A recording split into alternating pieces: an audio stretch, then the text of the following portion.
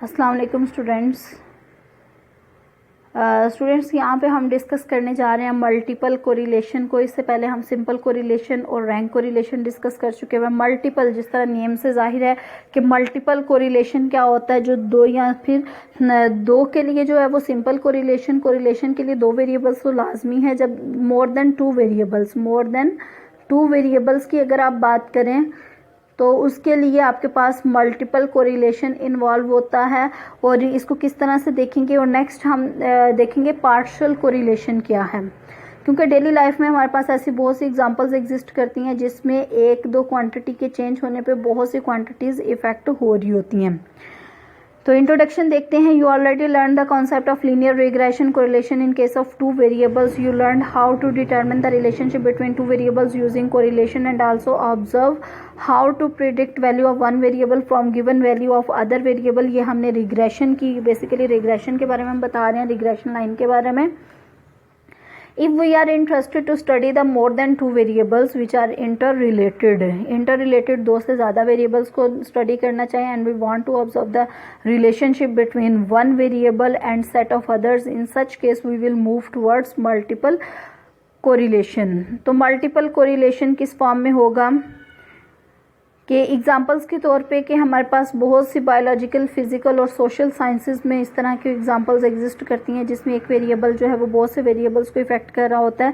जिस तरह से क्राइम्स की अगर हम बात करें तो इलिटरेसी अगर इंक्रीज होगी तो क्राइम्स बढ़ेंगे। क्राइम्स अगर बढ़ेंगे तो इलिटरेसी की वजह से होते हैं, अनएम्प्लॉयमेंट की वजह से होते हैं, फ्रस्ट्रेशन की वजह से होते हैं, डिप्रेशन की वजह से होते हैं, और इसी तरह से डिफरेंट कॉजेज़ होती हैं क्राइम्स की। तो इट मीन्स क्राइम्स जो हैं वो इंटरलिंक्ड होते हैं दो से ज़्यादा वेरिएबल्स के साथ भी।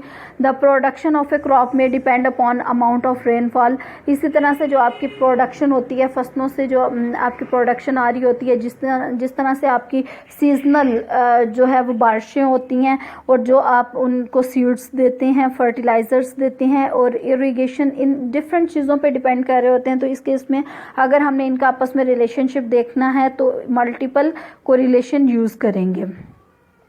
Similarly, performance of students in university exam may depend upon his or her IQ, mother's qualification, father's qualification, parents' income।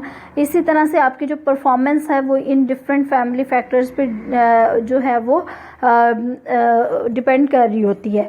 Whenever we are interested in studying the joint effect of two or more variables on a single variable, multiple correlation gives the solution to our problem।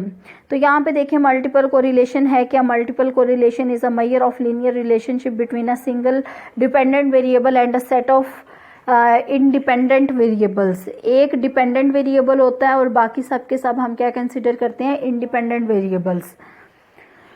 Suppose हमने ये x1, x2 और x3 इन variables को ये name दे दिए। We want to measure the combined effect of x2 and x3 on x1।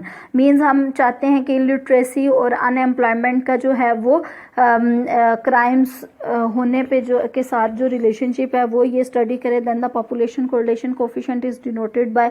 Population की अगर हम बात करेंगे तो पॉपुलेशन के लिए जो सिंपल कोरिलेशन था वो भी रो से हमने डिनोट किया था। और अब हम बात कर रहे हैं कि x2 और x3 के x1 पे क्या इफेक्ट्स होंगे। तो x1 पर x2 और 3 के हम इफेक्ट्स को इस तरह से डिनोट करेंगे इन केस ऑफ पॉपुलेशन। और सैंपल के लिए ये रो की जगह पे हम कैपिटल R2, 3 के 1 पे जो इफेक्ट्स होंगे इस तरह से हम इसको रिप्रेजेंट करते हैं। इसका जो फार्मूला होता है वो क्या होता है, R123 का जो फार्मूला, R1.23 का जो फार्मूला होता है, सिंपली ये जो 1 है पहले इसको 2 के साथ मल्टीप्लाई करके स्क्वायर कर लेना है, फिर 1 को 3 के साथ मल्टीप्लाई करके स्क्वायर कर लेना है, -2 टाइम्स 1,2,1,3,2,3। ठीक है, उसके बाद ये 1 - R23 स्क्वायर आ जाएगा और फिर इस सबका स्क्वायर रूट आ जाएगा।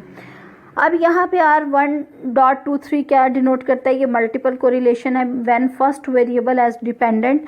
क्योंकि हमने 2 और 3 के किस पे इफेक्ट को स्टडी करना है, फर्स्ट वेरिएबल पे।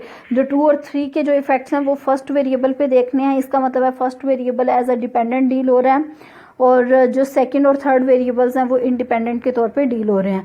कोरिलेशन की हमारे पास प्रॉपर्टी थी कि वो सिमेट्रिक होती हैं, तो ये दोनों हमेशा इक्वल आएंगे।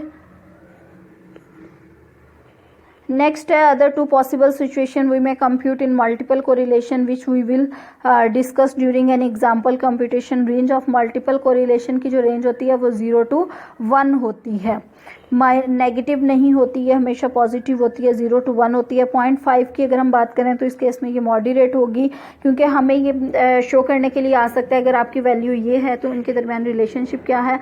तो दरमियान वाला 0.5 मिड में आता है, तो इट मीन्स ये मॉडरेट होती है. 0.5 से पीछे की तरफ जाएगी, कम की तरफ जाएगी तो ये वीक हो जाएगी. 0.5 से 1 की तरफ ये मूव करेगी तो ये स्ट्रॉन्ग हो जाएगी. अगर ये सिंपल 0 हो तो नो कोरिलेशन, अगर ये 1 हो तो इट मीन्स परफेक्ट कोरिलेशन.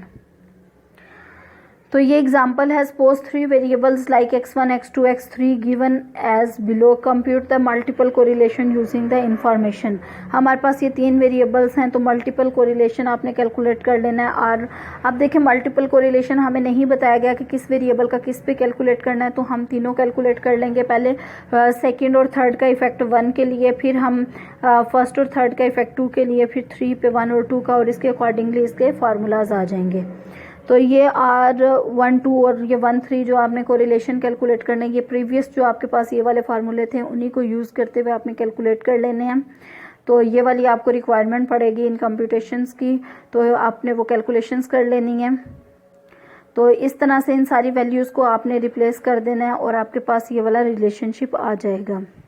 तो इसको आपको पता होना चाहिए कि आपने इसको एक्सप्लेन भी किस तरह से करना है. अजान के बाद नेक्स्ट कंटिन्यू करते हैं.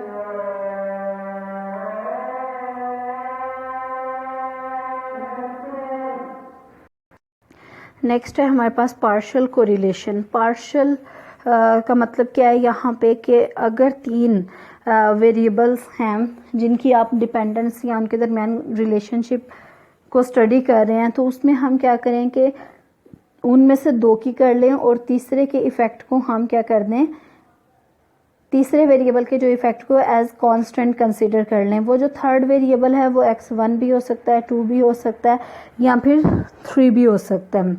ठीक है, बेसिकली ये भी कोरिलेशन ही है 2 से ज़्यादा वेरिएबल्स के दरमियान, लेकिन इसमें जो एक वेरिएबल के इफेक्ट वो हम कांस्टेंट कंसीडर कर लेते हैं. A partial correlation is used to measure the degree of linear relationship between 2 variables by removing any common relationship with other variable. उनका जो आपस में जो common relationship है उसको remove कर दें. For example, if we have 3 variables x1, x2 and x3, then the sample partial correlation coefficient between x1 and x2 keeping the effect of x3 fixed या फिर constant is denoted bye R12.3. जो fix रखा होगा उसको dot के बाद लिखना है and can be calculated as follows. इसका जो फार्मूला होता है वो हमारे पास R12 minus R13 R23 over R1 minus R13 square, इसका स्क्वेयर 1 माइनस R23 स्क्वेयर. ठीक है, हेयर R1, 2 ये जितने इनके ये जो रिलेशन इस फार्मूला में जो टर्म्स यूज़ हो रही हैं इनका जो हमने ऑलरेडी डिस्कस कर ली हुई हैं वही वाले इनके फार्मूलाज हैं, और ये सिमेट्रिक भी होते हैं, इसलिए हमें R12 जो है ये हमारे पास सिमेट्रिक भी होते हैं. इट मीन्स R12 और R21 आपस में इक्वल होते हैं, इसी तरह से बाकी भी आपस में इक्वल होते हैं. तो इस तरह से आपके पास अगर आपने सेकंड वेरिएबल को फिक्स्ड रखना है तो R13.2 आ जाएगा, अगर फर्स्ट को फिक्स रखना है तो .1 आ जाएगा. The following data is available on सिमल्ट्रीज from Changamanga on 3 variables. Calculate the partial correlation. Find the partial correlation between average diameter and height. आपने किसके दरमियान फाइंड आउट करना है, एवरेज डायमीटर और हाइट के दरमियान. इट मीन्स इसको उसने फिक्स्ड कंसिडर किया हुआ है, जिसका नेम नहीं है तो वो एज अ कांस्टेंट डील होगा. तो ये आपके पास सिंपली जो कोरिलेशन है पार्शियल कोरिलेशन वो आपने कैलकुलेट करना है. Average diameter and height, average diameter को 1 का हुआ है, हाइट को 2 का हुआ है, और 3 का नाम ही नहीं है, इट मीन्स उसको एज अ कांस्टेंट डील कर रहे हैं, तो आपने इसकी वैल्यू कैलकुलेट कर लेनी है. होप सो कि आपके सारे कॉन्सेप्ट्स क्लियर हो गए होंगे. अपने फीडबैक लाजमी दिया करें, उससे जो है वो आइडिया हो जाता है कि आप कहाँ पे स्टैंड कर रहे हैं या आपके क्वेश्चंस को फर्दर डील किया जा सकता है. Thank you so much. अल्लाह हाफिज़.